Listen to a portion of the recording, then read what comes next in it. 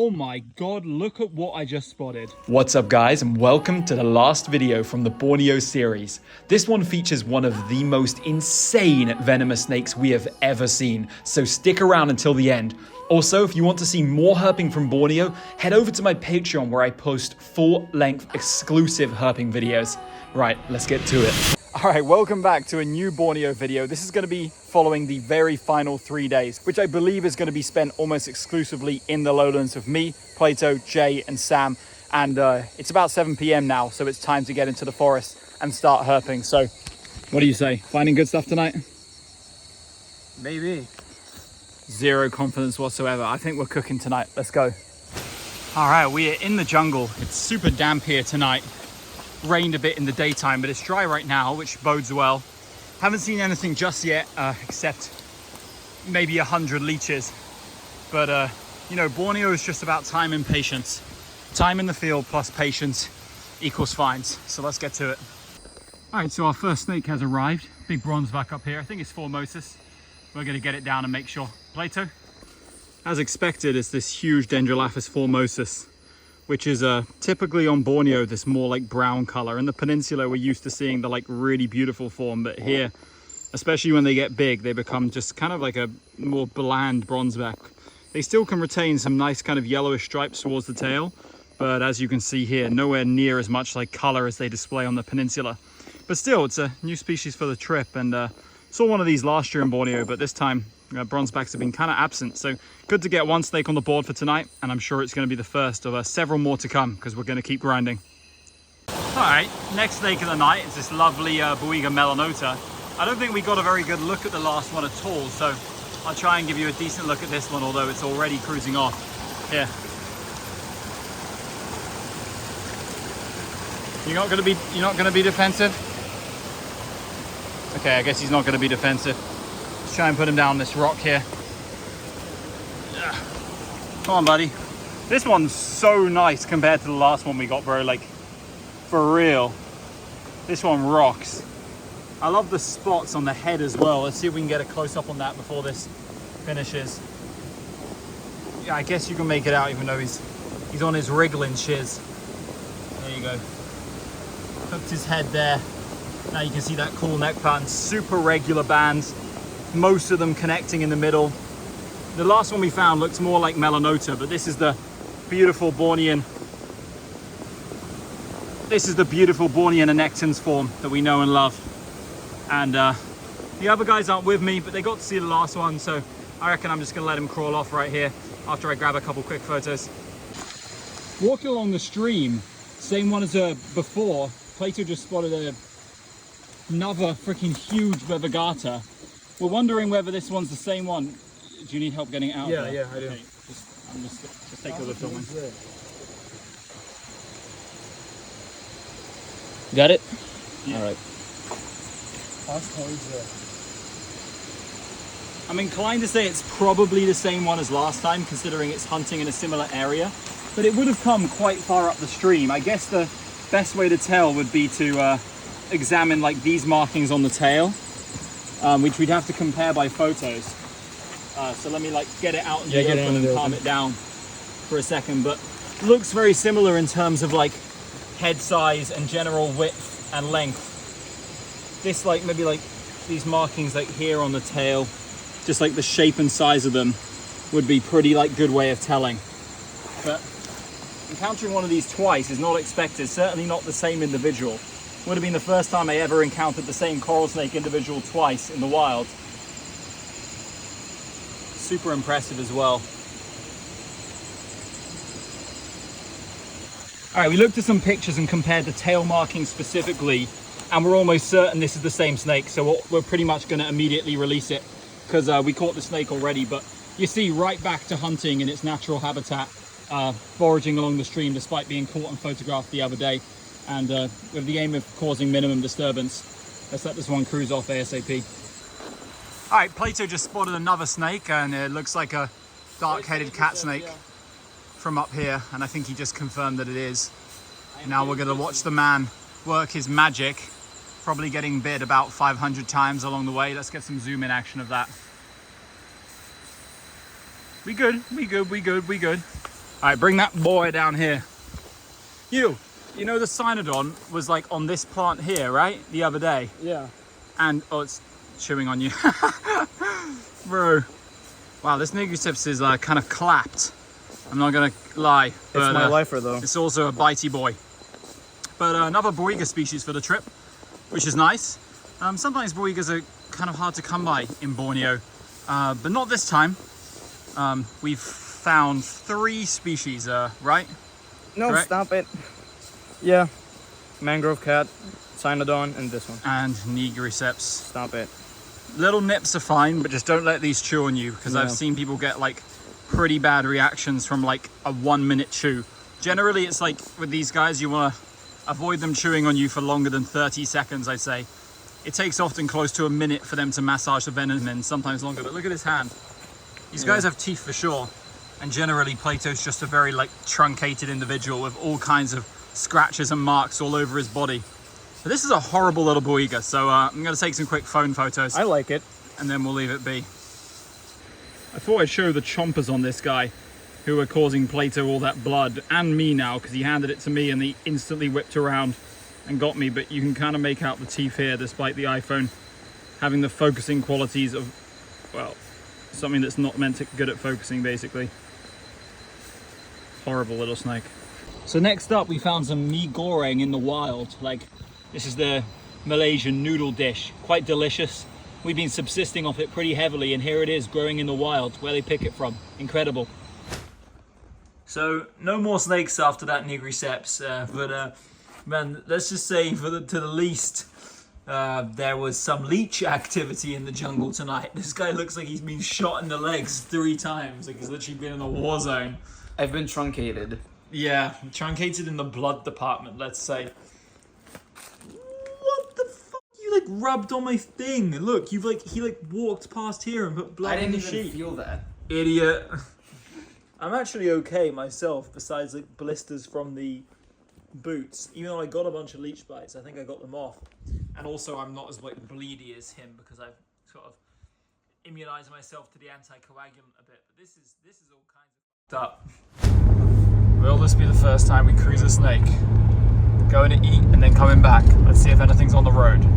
The next day, and we're back at our usual eating place in Reencountering town. Super cloudy. It's funny, when we checked in down here in the lowlands, the guy was like, the dry season started now, probably no rain for another 2 months. And it's literally rained pretty much 24/7 since he said that. But how you feeling, Jay? Great. Gee. That means truncated.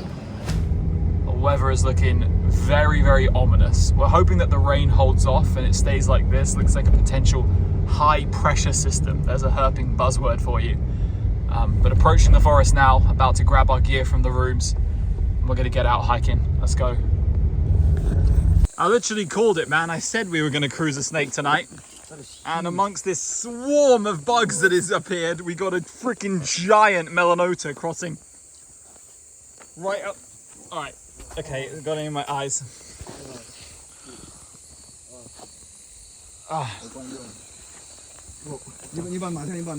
The hell?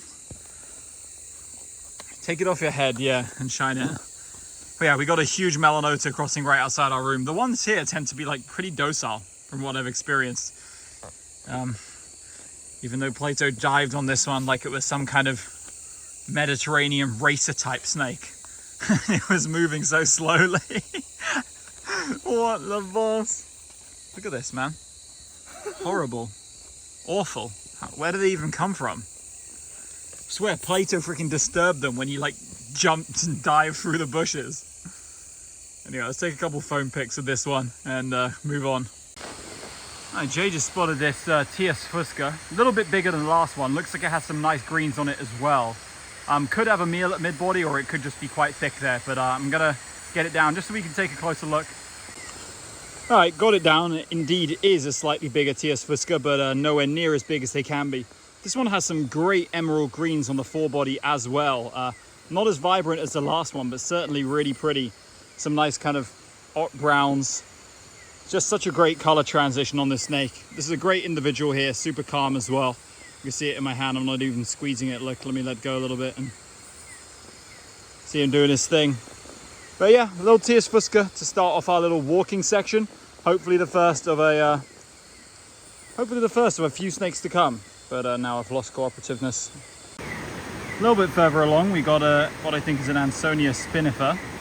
This young one. Oh god, I got so scared then. I thought there was a wasp, but it's just a small little fly. Anyway, yeah, nice Ansonia. All right, our next snake is a baby melanota. So 3 melanota in 2 nights so far, and not including the one from a couple nights before. Oh, my knees. Let me sit down on this rock. But it's so cool to watch it hunting in situ here. And super like yellow already at that age. So many complete bands. Such a cool little snake. We're just going to take a couple of in situ pics of our phone, leave this one be. Here's an awesome Polypodates otophyllus, the fire-eared tree frog. Named so after those kind of ridges you see just behind the eye there. They got these awesome like black and white zebra striped legs too, and they get huge, but he slipped out of my hand. So right now we're 2 for 2 on melanota, sorry not melanota, Dendrophila, Anectins and Fuska. This big boy is just hanging out above the trail here. You can see it quite high up. Easy to get down, but I'm going to leave it be. Just walk right underneath this beautiful snake and try and find something else. All right, so for the final day of this trip, we've decided to abandon the lowlands since we got a lot of good stuff there and come try one more night in the highlands. One more night of suffering, depression, pain, trauma, anxiety. Any more to add to that? Truncated. No. Truncation, yeah, that's the most important one we need to add. And we're just gonna kill a little bit of like 30 minutes in the afternoon, walking around. Probably won't see anything, but if we do, we'll update. If not, it'll be dinner.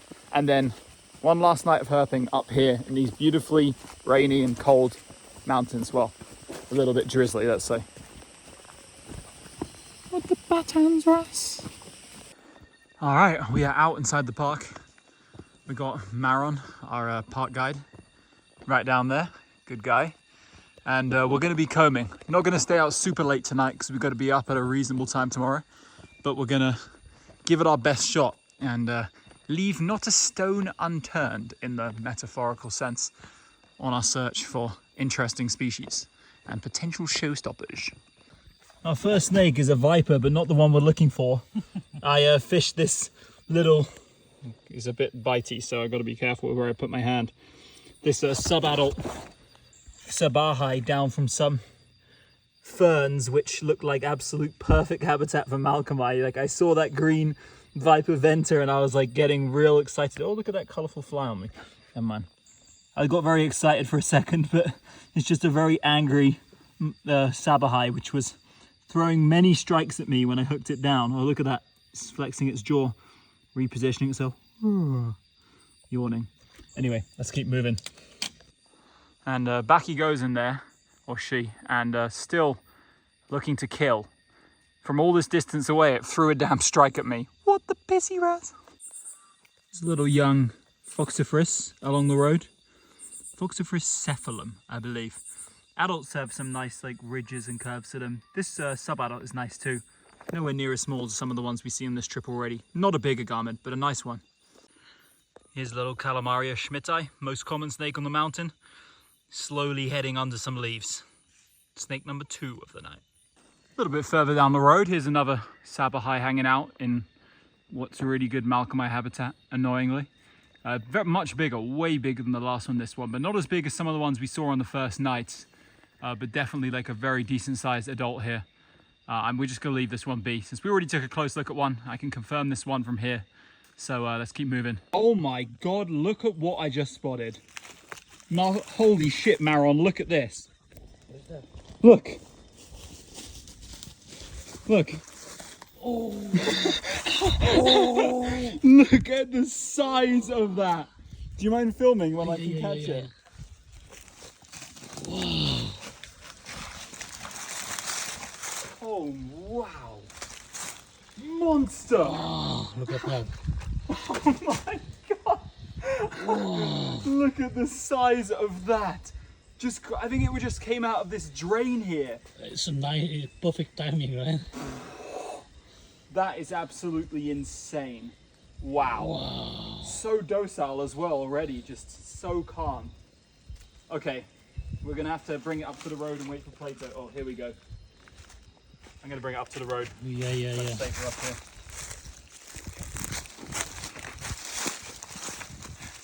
Also, one of the worst smelling snakes of all time. I didn't even know these got this big. This is like Thailand red-headed crate size, and it's just incredible. Super docile, although it's covered me in like some of the smelliest musk you will ever get with any snake ever. So I urgently want Plato to get here so I can wash my hands, but come a bit closer and I'll hold it in a safe place. Very, very docile, this one, Maron. Like, it will genuinely never like try to act offensive. Look at that really yellow head, the orange stripe on the forebody, and to that tail. I couldn't believe what I was looking at when I saw this cruising around. It felt like a good night for snakes, and although this isn't my main target, which was Malcolm's, this is the best snake in the area without a shadow of a doubt. And you know, after seeing the sub-adult the other day, this is a whole lot more impressive, and I know that this will like just blow the other guys away. I don't know where they are, they're up the road somewhere, but this is like a good like if I got it fully stretched out, probably 1.7 meters. I'm usually quite good with guessing snake lengths. These guys have a very short stubby tail, but I'm gonna try and wash my arm now and we can pick up the video in a minute. All right, Plato arrived, and now I can show you like the sheer size of this. It is absolutely unreal. Like Maron said, this is the biggest one he's ever seen. I didn't even know these got like this big. You know, I've seen pictures of a lot of these from Kinabalu and they were always like moderately sized, but this is like, that is huge. I'd guess that's between 1.7 to 1.8. Considering it has such a stubby tail as well, that's remarkable. Like, this is absolutely beyond unreal. Like, so huge, so wide. Look at that yellow stripe as well. It's like orange on the dorsum. Such a yellow head. Oh my word. So here we have it in its in a little photography pose. Got Jay and Sam here who were, I didn't film it because I was letting them film their own video, but they were quite ecstatic when they saw this, like absolutely over the moon. Huge Barlowensis was just like an absolute dream of theirs, and this is like as good as it gets for this species. In fact, I go as far as to say this is as good as it gets with like the snakes in the world. This has got to be up there. A giant Barlowensis has to be up there with the most impressive snakes on this planet. The fact that it's extremely venomous but extremely docile and has one of the most unreal color transitions you'll ever see on a reptile makes it probably a top 5 snake in the world. And there's some contenders, trust me, but this thing is absolutely unreal. The absolute undisputed jewel of North Borneo. All right, Plato's gonna do the honors and he's gonna release it down at the stream here. This is just a few meters away from where we caught it, just down the bank towards the river, which was indeed the direction it's heading. And we say goodbye to one of the most unreal snakes I've ever seen. Just truly monstrous in size. All right, what will probably be the final find of the night? The guys rustled up what is undoubtedly the most beautiful gecko raccophorus we've seen, the Kinabalu gliding gecko. Like, this one has splashes of red, orange, green, absolutely perfect conditioned tail, just all the frills of one of the most impressive flying gecko or X-Ticozoon genus species occurring in the region. Just an absolute jewel here. I felt like I was so unlucky not to see any of these in my previous trips here, but that luck turned around this time and we got to see 3 all different morphs of what is one of the cooler geckos I've seen in Southeast Asia. Like, I love this so much, and this is a great thing to end the night and the video with. There's a chance we might cruise something on the way out, but I suspect not. It's getting late now, so very happy with tonight's findings. We got the most impressive crate I've ever seen. So let's run it up, guys. Like the video and whatnot, Patreon, all that good stuff. I'll see you soon.